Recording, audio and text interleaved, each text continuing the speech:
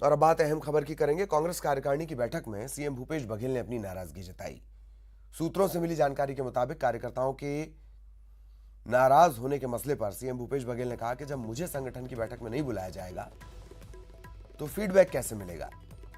उन्होंने यह भी कहा कि जब वो प्रदेश अध्यक्ष थे तब वो विधायक दल के नेता को बुलाते रहे। कांग्रेस सदस्यों ने रेडी टू ईट और राशन दुकान के मसले को उठाया।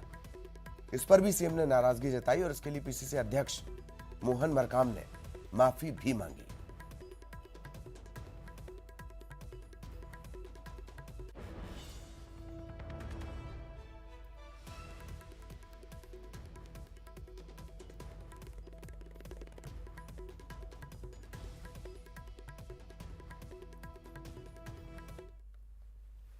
इधर प्रभारी पीएल पुनिया ने न्यूज 18 से खास बातचीत की। इस मौके पर उन्होंने कहा कि 2023 के विधानसभा चुनाव में भी बीजेपी को नाकामी हाथ लगेगी।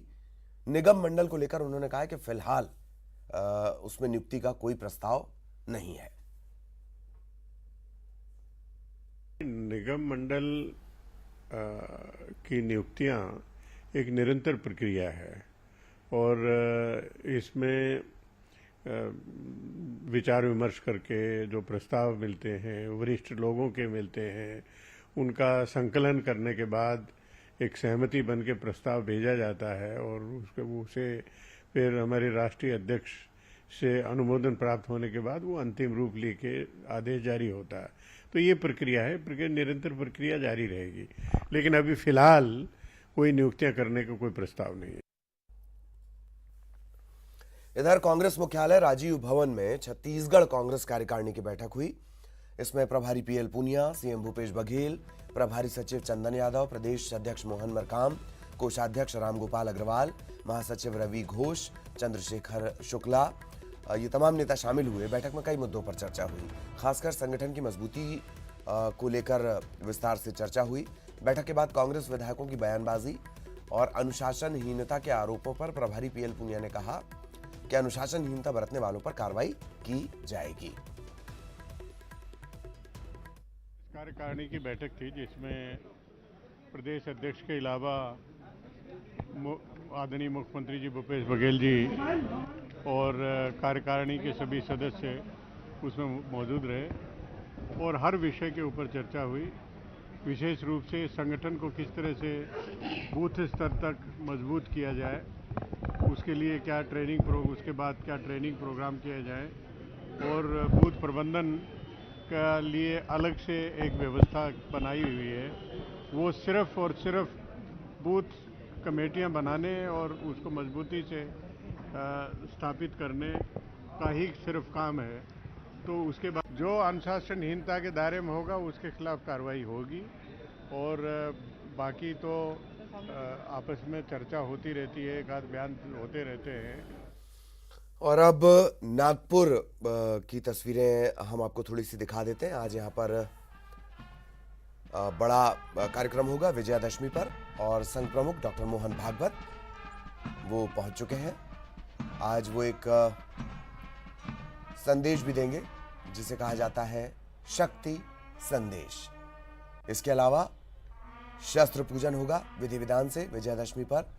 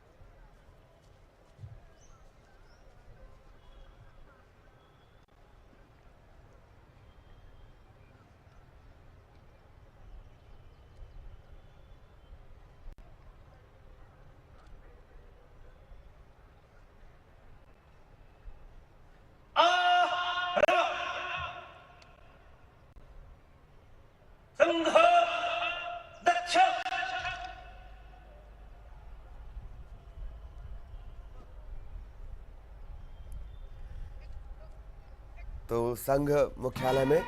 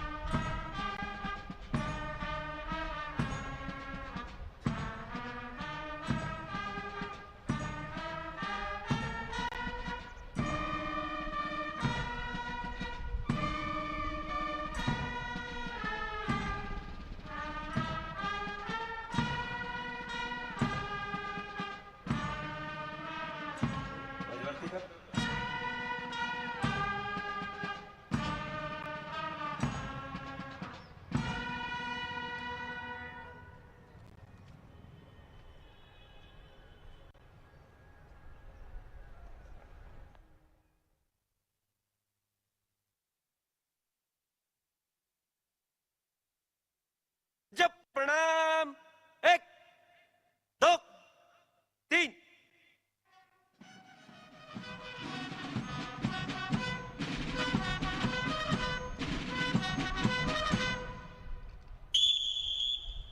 नमस्ते सदा वत्सले मातृभूमे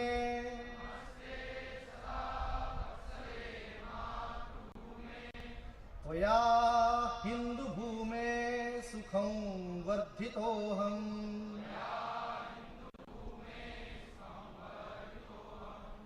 महामङ्गले पुण्यभूमे त्वदर्थे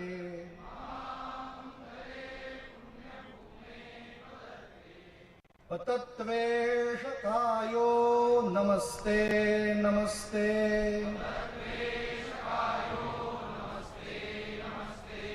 प्रभो शक्तिमन् हिन्दुराष्ट्राङ्गभूता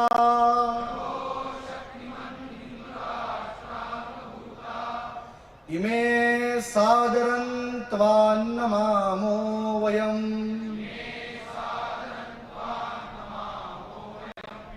त्वदीयाय कार्याय बद्धाकटीयम्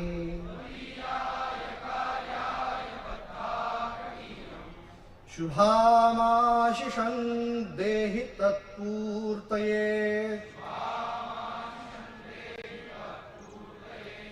अजय्याञ्च विश्वस्य देहि शक्तिम् सुशीलं जगद्येन नम्रं भवेत् श्रुतं चैव यत्कण्टकाकीर्णमार्गम्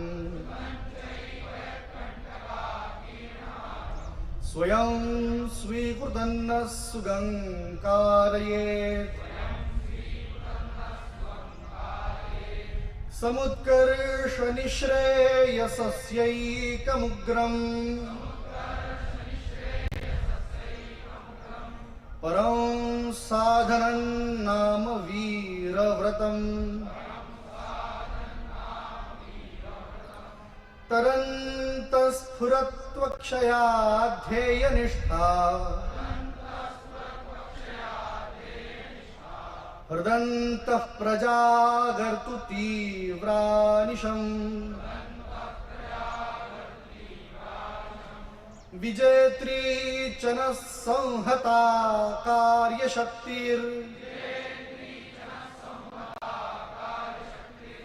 विधायास्य धर्मस्य संरक्षणम् परं वैभवं नेतुमेतत् स्वराष्ट्रम् समर्था भवत्वाशिषा ते भृशम् भारत माता की जय। ध्वज प्रणाम 1 2 3 रमा स्वस्थ। मंचासीन अधिकारी, उपस्थित विशेष निमंत्रित सज्जन वृंद, कृपया अपना स्थान ग्रहण करें।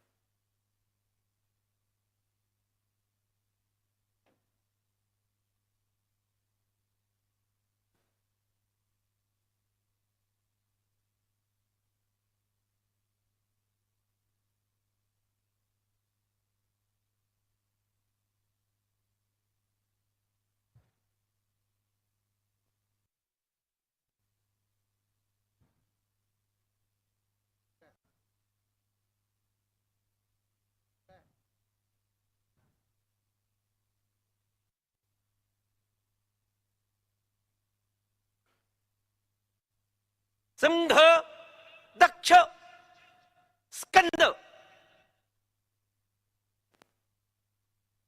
संघ प्रत्युत प्रचलनम केंद्रतः प्रचल।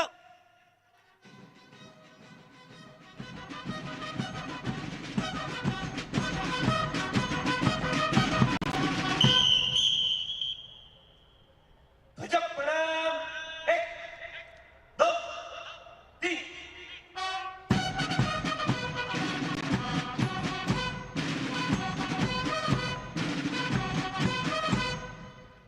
भुजा दंड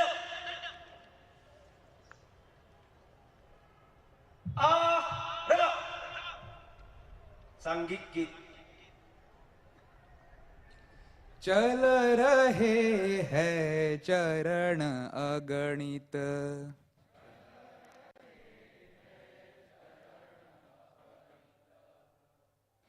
ध्येय के पथ पर निरंतर, ध्येय के पथ पर निरंतर, श्रेष्ठ जीवन की धरोहर, पूर्वजों से जो मिली है, विश्व को सुख शांति दात्री, जो यहाँ संस्कृति पली है उसे रखना चिरंतन, मृत्यु का भी सिर कुचल कर, चल रहे हैं चरण अगणित, ध्येय के पथ पर निरंतर, ध्येय के पथ पर निरंतर, हूण शक बर्बर यवन की, मौत इस भू पर हुई है, आंग्ल मुगल विदेशियों की, जीत हार बनी यही है, अंत में विजयी हम ही है, आदि का अभिमान लेकर चल रहे। और यहां रुकेंगे एक ब्रेक के लिए।